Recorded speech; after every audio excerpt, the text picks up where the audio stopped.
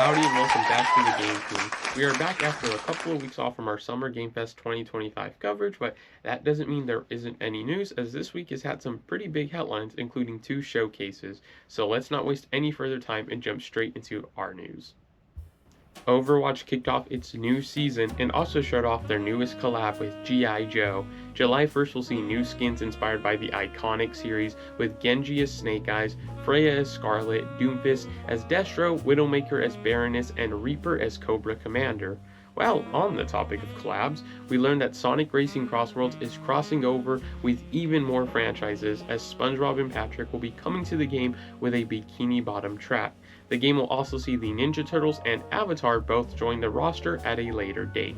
One of the biggest stories of the week was the cancellation of Hytale, a Minecraft-like game that was being developed by the devs of Minecraft's Hypixel server and being backed by Riot Games.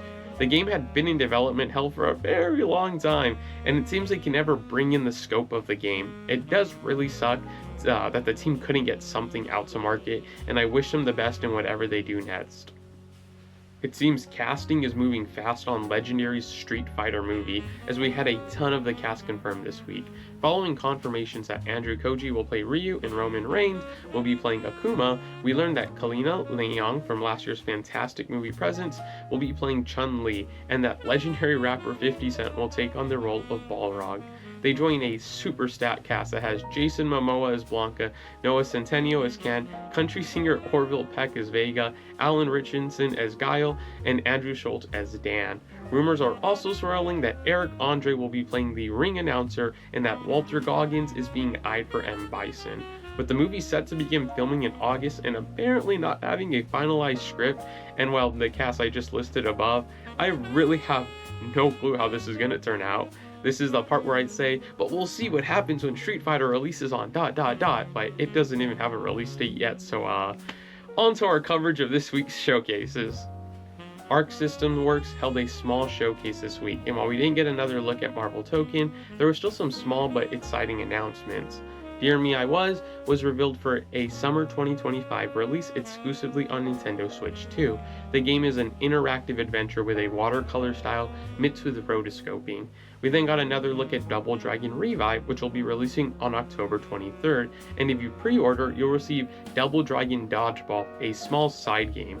Other announcements included Demon's Night Fever, a new Bubble Bobble and Sugar Dungeons, looks at Hunter x Hunter Nem Impact and Under Night in Birth 2's Nets Fighters, and the final announcement was Damon and Baby, an action game that Arc System clarified was a smaller mid-range title. This will be their first step in establishing a new pillar outside of fighting games, so I'm excited to see how this one turns out. The second showcase of the week, the Capcom Spotlight, opened up with a new look at Pragmata. We learned more details on the story, following the discovery of Lunam Ore, a material that allows them to replicate anything as long as they have the data for it. The research station behind the filament goes silent, and players take on the role of Hugh Williams, who goes to discover what happened there. While there, you discover a young girl android who Hugh names Diana. She's a Pragmata herself. We also got another look at the combat, which will have this hacking minigame that seems to add some pressure to the flow of combat. You can actually try this hacking minigame on the Pragmata website. Capcom then reconfirmed that Kanutsugami, Path of the Goddess, will be coming to the Nintendo Switch 2, as well as bringing some new features to the game to celebrate the 1-year anniversary. That was followed by a trailer for Sagat, who will be making his debut in Street Fighter VI on August 5th. He will also be receiving an outfit based on his first ever appearance. Also joining the game on August 5th will be the outfit fours for Cammy, Luke, Chun-Li, Manon, Jamie, Kimberly, and Aki. These new swimsuit outfits seem to be Capcom's way of changing the outfit release pattern and getting some of the more popular characters more outfits faster. They look really good, and I expect they will be making lots and lots of money for extremely obvious reasons. The show also gave us a pretty in-depth dive on Resident Evil Requiem. The game will see players playing as Grace Ashcroft 30 years after the events of Resident Evil 2 and 3. We got our first look at the gameplay and the ability to swap between first and third person. While playing in first person, they said you'll have more tense and realistic gameplay, while third person will be great for people who enjoy action-heavy gameplay.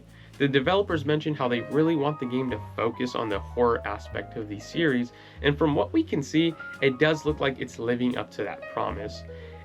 It's because of this that the devs decided to not make Leon Kennedy the protagonist, as they said he is too action-focused as a character, but I do still feel like we may be seeing him in some form.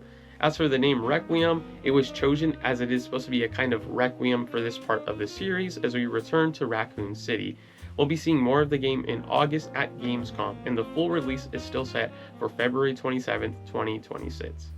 The show then ended with a look at Monster Hunter Wilds Net's title update, which will release on June 30th with 2 brand new hunts, one taking you deep into the waters, also adding layered weapons, the ability to change your handler, a Fender guitar remote, and some more rewards. There will also be the Festival of the Accord Flame Feet on July 23rd with some more equipment and perks to collect for players. And with that, we have wrapped up this week's episode of The Game Ping. Remember to hit that like button, subscribe, and click the bell icon to be notified when new episodes drop, as I expect we'll be seeing some more exciting announcements in the coming weeks. I've been your host, Brandon Elanese. See you all soon.